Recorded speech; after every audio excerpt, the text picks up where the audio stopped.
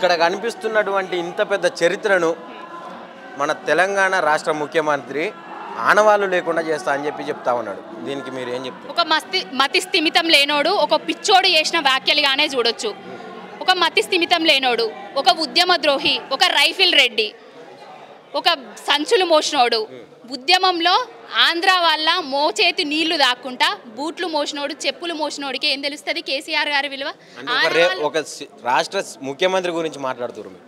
రాష్ట్ర ముఖ్యమంత్రి ఎవరికి ముఖ్యమంత్రి? మేము ఓట్లేసి గెలిపించుకుంటేనే కదా, మా ప్రజలు సకల జనులు సంబంధ వర్గాలు ఓట్లేస్తేనే కదా నువ్వు ముఖ్యమంత్రి అయినవు. ఈ తెలంగాణ రాష్ట్రాన్ని తెచ్చింది ఎవరు? అది మర్చిపోయి మాట్లాడుతున్నావా రేవంత్ రెడ్డి? నువ్వు టీపీసీసీ చీఫ్ అయినవంటే కేసీఆర్ గారి దయ, నువ్వు తెలంగాణ సీఎం అయినవనంటే కేసీఆర్ గారి దయ. తెలంగాణ కేసీఆర్ లేకుంటే తెలంగాణ ఎక్కడిది? నువ్వు సీఎం ఎక్కడిది?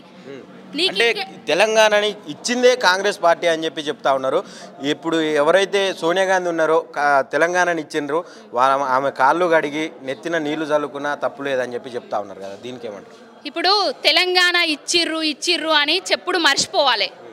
తెలంగాణను ఇచ్చేటట్టు చేసింది, సకల జనులను సంబంధ వర్గాలను ఏకం చేసి రోడ్లను రైళ్లను ఎక్కడికక్కడి స్తంభింపజేసి ధర్నాలు రాస్తారోకాలను చేస్తే వచ్చింది, ఉద్యమం చేస్తే వచ్చింది తెలంగాణ.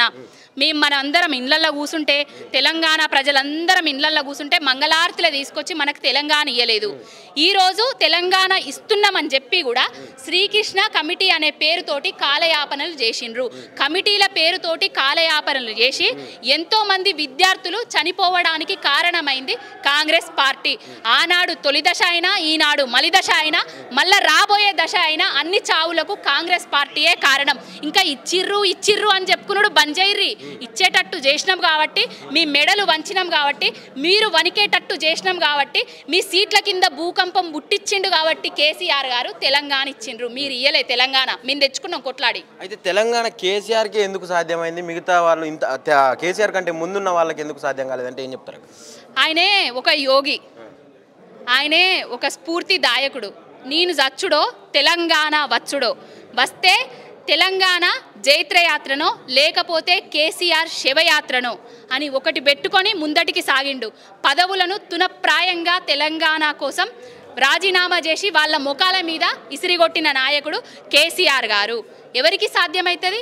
ఎవరి వల్ల సాధ్యం కాంది అసాధ్యం అన్నదాన్ని సుసాధ్యం చేసింది కేసీఆర్ గారు. కారణ జన్ముడు కాబట్టే తెలంగాణ రాష్ట్రాన్ని తీసుకొచ్చిండు. అది ఎవరికి సాధ్యం కాని పని. తెలంగాణ ఇచ్చిన దాంట్లో కాంగ్రెస్ వాళ్ళది మంచితనం ఏం లేదంటారా? మంచితనమా చెడ్డతనమా? ఇప్పుడు ఎంతమంది ఉద్యమకారులు చనిపోయిండ్రు కాంగ్రెస్ చేయబట్టి. ముందే ఇచ్చుంటే అంతమంది చావకపోతుండే కదా.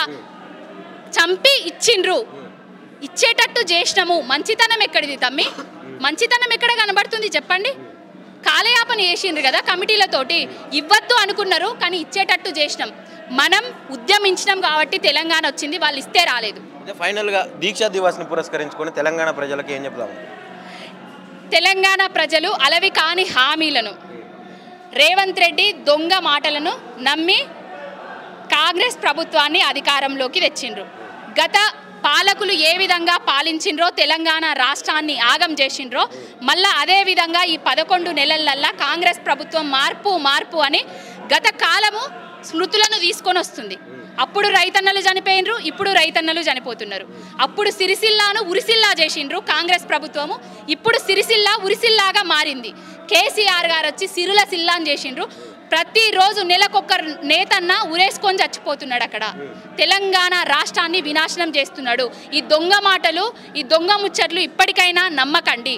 తెలంగాణ ప్రజలకు ఆల్రెడీ అర్థమైంది, చరిత్ర మరిచిపోదు. కేసీఆర్ అంటే తెలంగాణ, తెలంగాణ అంటే కేసీఆర్, అంతే. ఇంకా